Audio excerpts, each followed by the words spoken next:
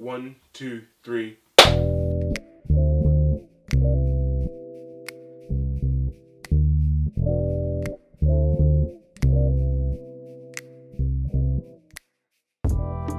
Good Music, which is a label by Kanye. They've recently been releasing these really concise 7-track projects. The big albums you've probably heard of, that includes Ye by Kanye himself, Kids See Ghost by him and Kid Cudi, Keep That Same Energy by Teyana Taylor, Nasir by Nas, and of course Daytona by Pusha T, who's recently been in the news. And we'll just be talking about how we think those short lengths impacted those albums and what we think of short projects in general. So I actually thought the whole 7-track format was really good for Ye, Kanye's project, because I thought, with the way that Kanye's been kind of oversaturating himself in the media lately. Yeah. It sounds to me you got precisely the reaction you wanted by wearing that hat. I didn't want a reaction. You wanted a reaction. And we all know how his voice can be very, he tends to rant, he tends to go on. And I like that there's a contrast between that and his music on this project, which very concise, a lot of different ideas coming up, but it's kind of, he explores each one just enough, I feel. Yeah, I think just to add to that, I think we kind of talk so much rubbish sometimes. Yeah, true. When the music came, it was just nice to have him kind of say his piece. It was good. I mean, I think you got to kind of really sit with each song because there's so few songs. Yeah. You can really use that time. There was more pressure to make them good. Yeah, I think so. So I think with Ye, it was pretty good. There's no filler, yeah. How about Kids See Ghost? I think that was good. Seven tracks was good. Yeah. Because that album, for me, it felt longer than it was, but in a good way. The production was so rich and stuff like that. I thought they really, it just felt full. It was a really, the fact that there was 7 tracks didn't matter. If I knew it was going to be that good and only saw 7 tracks initially, I would have been disappointed. But listening to it, it feels. And I think it's it was really good. I think it's really cool that they pulled off the 7 tracks because that's technically that's their debut album as a kind of group. Which I'm surprised that hasn't happened earlier, to be honest. But hey. But yeah, so usually with a debut, you expect more tracks. I feel to get a feel for the artist's personality. That reminds me of Keep That Same Energy, because I felt even though that's not Teyana Taylor's first album, it's for a lot of the public. This was pretty much, it has the effect of being her first album, because a lot of us didn't know about her way back and haven't listened to her first project. So I think the 7 songs actually didn't serve her well in this case. She should have had a more fleshed out project, a more traditional, I'd say 11 to 12 track project. Yeah. To just get a feel for kind of who she is and what she's about. Yeah. I don't think 7 tracks was enough. I still don't really know who Teyana Taylor is. Because my only kind of impression of her is that, I know she sings, and I know she acts. I know she's she dances. I know she dances, and I know she's married to a man, Shumpert, right? Yeah. That's him. And I'm not saying that's what defines her, but that's what I know her from. I know she was in the was it Feel?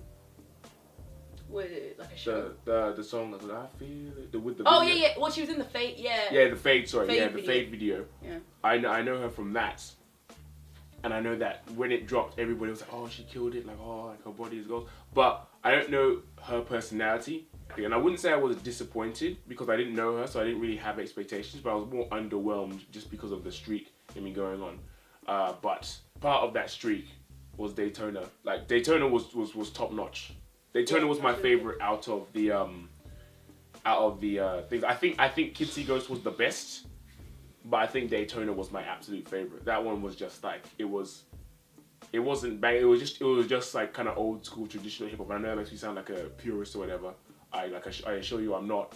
But it was just Pusha T. He didn't care about being at the top of the charts, and he said this as well. He didn't care about being at the top of the charts. He didn't care about getting the most units out. He was saying that he said he had the luxury of time when he just made what he wanted to make, and you just hear it. It's just so rich, especially games we play. I love that. What did you think of Nas's album? Boring. Yeah, I didn't really have the energy or interest to like listen to it more than like once or twice. To me, it wasn't interesting. That's the thing, and it just like the production was good. The production was better, I think, than on KTSE, and it even in some parts of the album, it even interested me more than the production on Ye. But Nas just wasn't bringing it. Do you think that if he had more than a 7-track allowance, do you think it would have been better for him? I think in Nas's case, it had little to do with the length. Because that's when you have, one of the world's greatest rappers, one of the world's greatest producers, and it came together and it was just boring. Yeah, it's funny that project was so boring because there's no reason for it to be. Yeah, and it really shouldn't be, but I also think it's a bit of the whole kind of J.O.O.D. Kendrick syndrome. When we hear them with the Black Friday, when we hear them on each other's beats, it doesn't sound as cohesive as we think. And even though Kanye is a great producer and Nas is a great rapper, just because they're both great doesn't mean that they combine that well.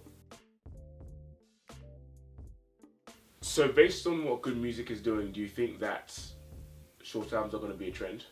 Like in hip hop in general? Yeah.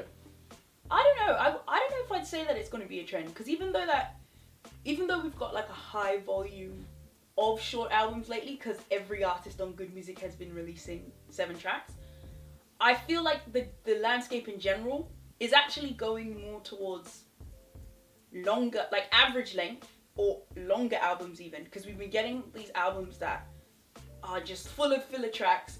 But in terms of streaming, since streaming is the new kind of main avenue of listening to music, it benefits the artist to go longer because they receive more streams.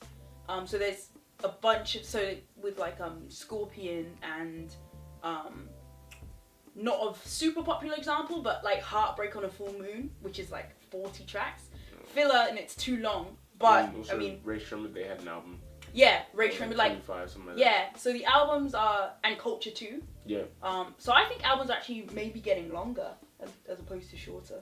But I also think that short albums I think it will be kind of like an extreme situation. Like I think conventionally length albums, no, they're never going to die out, but they're going to become less popular, and albums will either be really short or really long. I think there'll be no in between, because I think the fact that Good Music came out and they had such an explosive kind of come out with that, with all those in that month, all those releases. I think that a lot of us are going to see that and think like, oh, let me just let me just release that, because it makes it easy for them to put out more music anyway.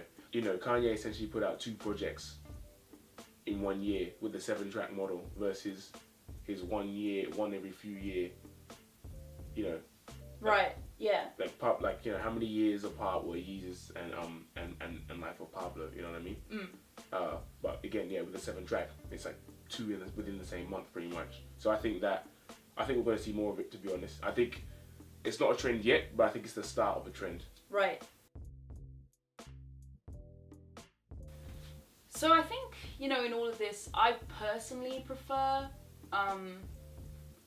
either shorter albums or ideally like standard length, like Flower Boy, like a 14,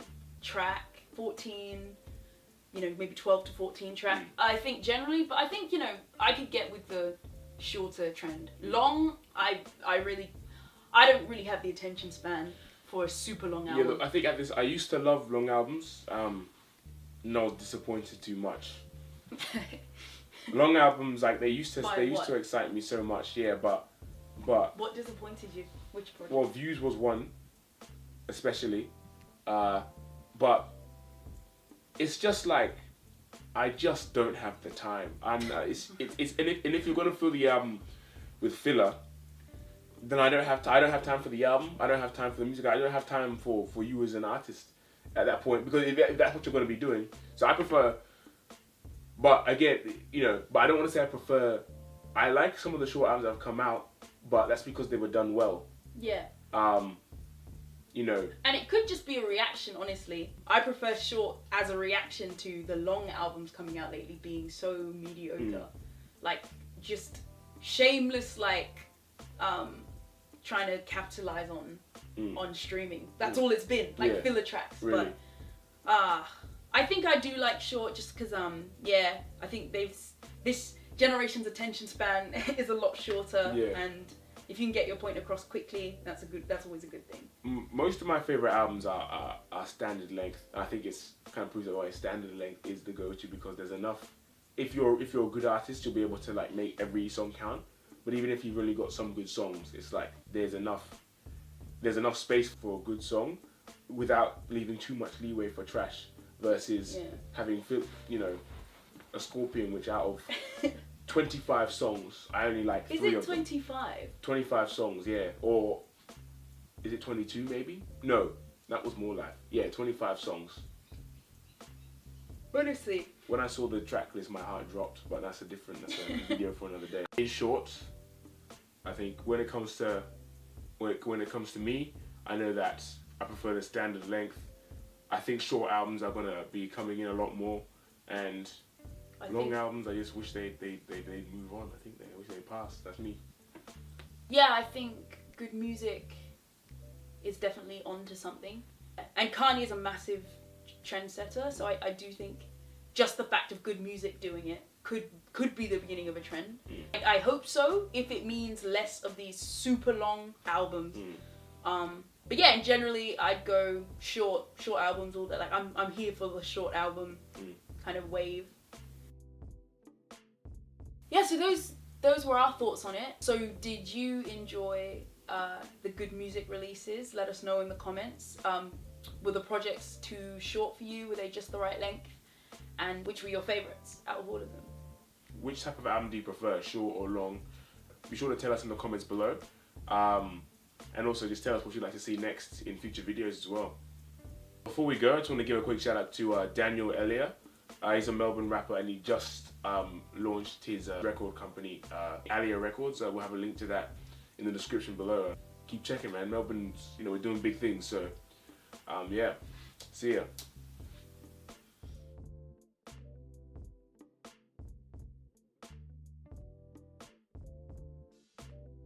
ALIA Records, and we'll have ALIA. That's why I say you do it.